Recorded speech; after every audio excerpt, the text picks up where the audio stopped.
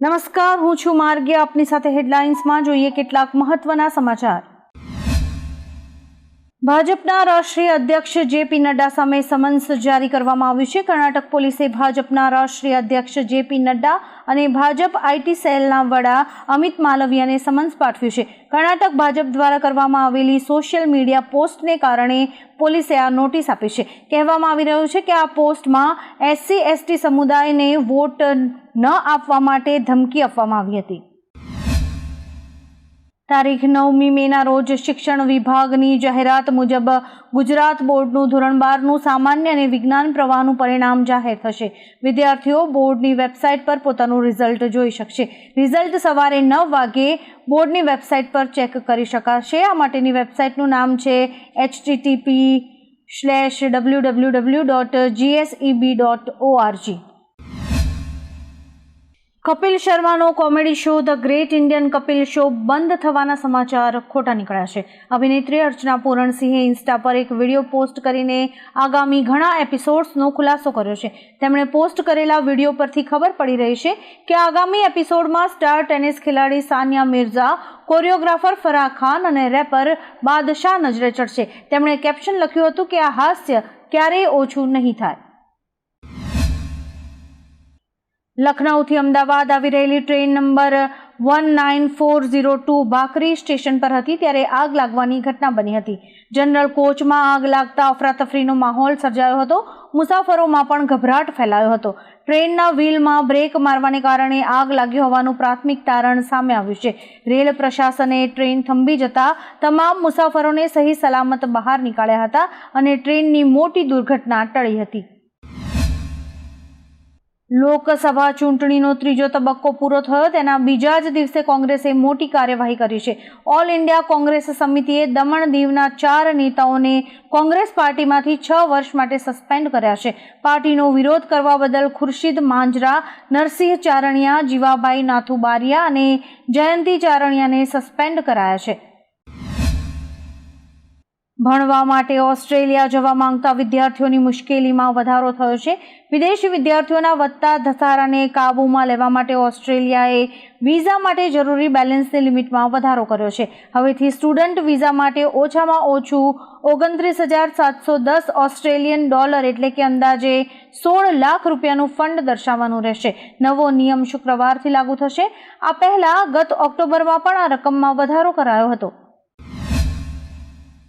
એક તરફ ગરમીનો પ્રકોપ ગુજરાતમાં વધી રહ્યો છે તો બીજી તરફ અમુક સ્થળે અમી છાંટણા પડ્યા છે. આ વચ્ચે હવામાન નિષ્ણાત અંબાલાલ પટેલે નવી આગાહી કરી છે. તે અનુસાર 24 મેથી 5 જૂન વચ્ચે રાજ્યમાં રોહિણી નક્ષત્રમાં વરસાદની શક્યતા છે. ગુજરાતમાં ચોમાસું વહેલું શરૂ થઈ શકે છે. આગાહી કહે છે કે 17 જૂન પછી રાજ્યમાં ગાજવીજ અને પવન સાથે વરસાદ પડશે. આ વર્ષે રાજ્યમાં ભારે વરસાદ પણ પડી શકે છે. દેશના ઘણા રાજ્યોમાં ભારે ગરમી પડી રહી છે. આ દરમિયાન હવામાન વિભાગે આજે બિહાર, ઝારખંડ, પશ્ચિમ બંગાળ, છત્તીસગઢ, ઓડિશા, તેલંગાણા અને મહારાષ્ટ્રના કેટલાક વિસ્તારોમાં ભારે પવન સાથે વરસાદની આગાહી કરી છે, જેના કારણે લોકોને ગરમીથી રાહત મળશે. હવામાન વિભાગે કહ્યું છે કે રાજસ્થાન, મધ્યપ્રદેશ અને કર્ણાટકના કેટલાક વિસ્તારોમાં હીટવેવ યથાવત રહેશે. એર ઇન્ડિયાએ તેના મુસાફરોને 80થી વધુ ફ્લાઇટ્સ રદ કરવા અંગેની સલાહ આપી છે.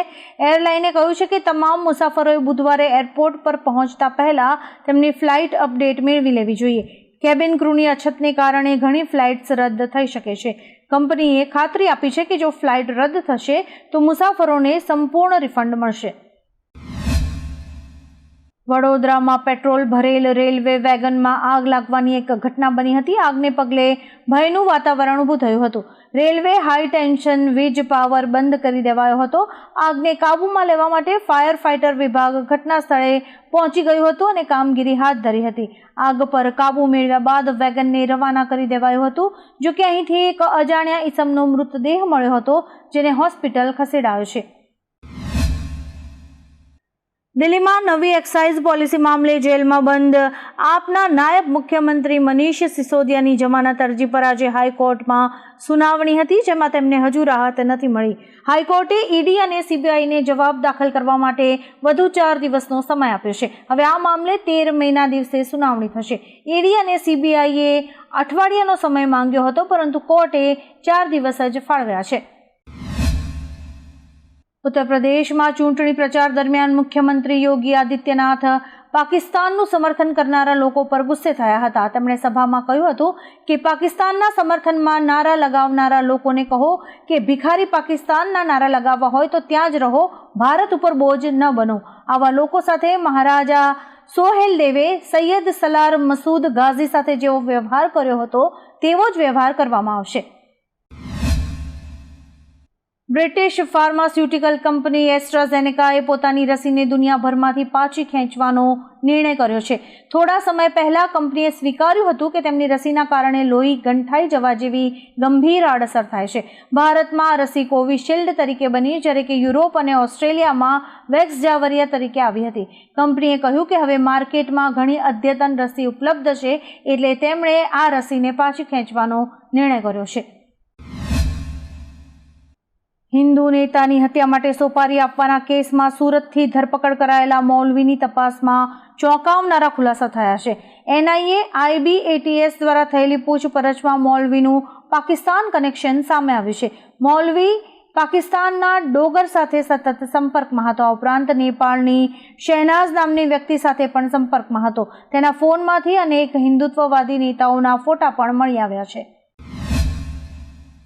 દિલ્હીમાં CBIએ રામ મનોહર લોહિયા હોસ્પિટલના 2 ડોક્ટર્સ સહિત 9 લોકોની ધરપકડ કરી છે.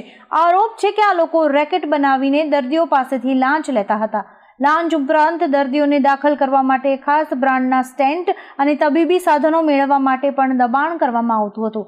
આરોપીઓમાં ડોક્ટર પર્વત ગૌડા અને ડોક્ટર અજય રાજના નામ સામેલ છે. આ કેસમાં મેડિકલ ઇક્વિપમેન્ટ બનાવતી નાગપાલ ટેકનોલોજીનું નામ પણ સામે આવી રહ્યું છે. કેરળના આરોગ્ય વિભાગે રાજ્યમાં વેસ્ટ નાઇલ ફીવરને લઈને એલર્ટ જાહેર કર્યું છે. કોઝિકોડ, થ્રિસુર અને મલપ્પુરમમાં 6 કેસ નોંધાયા છે, જ્યારે કે ત્રિશુરમાં એક 79 વર્ષીય વ્યક્તિનું પણ આ જ કારણે મોત થયું છે. US centre for disease control and prevention અનુસાર આ રોગ મચ્છર કરડવાથી થાય છે. ચેપગ્રસ્ત દર્દી ઉલટી, ઝાડા અને માથાના દુખાવાની ફરિયાદ કરે છે. આવા જ કેટલાક રસપ્રદ સમાચારો નિહાળવા માટે અમારી YouTube ચેનલને લાઇક, શેર અને સબસ્ક્રાઇબ કરો અને જોતા રહો હેડલાઇન્સ.